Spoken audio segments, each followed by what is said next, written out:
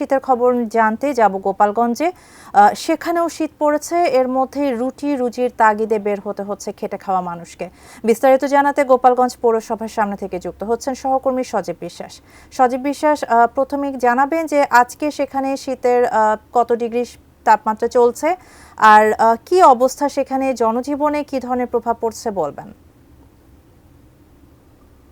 সাহারা, প্রথমেই জানিয়ে রাখি যে আজকে কিন্তু গোপালগঞ্জের তাপমাত্রা রেকর্ড করা হয়েছে 12.0 ডিগ্রি সেলসিয়াস এবং মানুষ কিন্তু আজকে সাপ্তাহিক ছুটির দিন, খুব প্রয়োজন ছাড়া কিন্তু মানুষ ঘর থেকে বের হচ্ছে না। আমি এই মুহূর্তে দাঁড়িয়ে আছি গোপালগঞ্জ পৌরসভার সামনে একটি ব্যস্ততম সড়কে।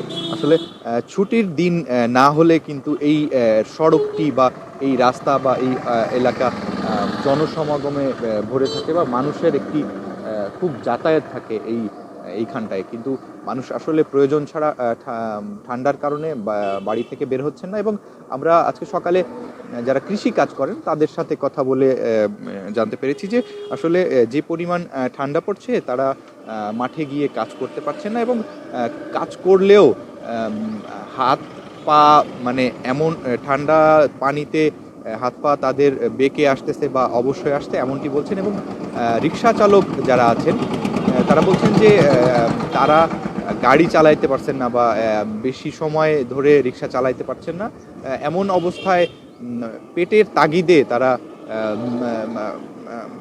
বাড়ি থেকে বের হচ্ছেন বা রিক্সা চালাচ্ছেন। এবং সকাল থেকে এখনকার অবস্থা যদি বলি যে আমাদের এই গোপালগঞ্জে কিন্তু কুয়াশার যে কুয়াশা সেটি কিন্তু কম ছিল, এবং বাতাসের সাথে যে ঠান্ডার আর্দ্রতা এবং সেটা কিন্তু খুব ভালোই ছিল। এবং দিনে আমরা বেলা বাড়ার সাথে সাথে দেখতে পাচ্ছি যে সূর্য উঠছে, এবং সূর্য উঠলে হয়তোবা এই তাপমাত্রা আরও বেড়ে যাবে। এবং আবহাওয়া অফিস আমাদেরকে জানিয়েছে যে আজকে 12 ডিগ্রি সেলসিয়াস রয়েছে, আগামীকাল এর থেকে আরও কমতে পারে বা শীত আরও বাড়তে পারে এমনটি জানিয়েছেন কিন্তু গোপালগঞ্জের আবহাওয়া অফিস।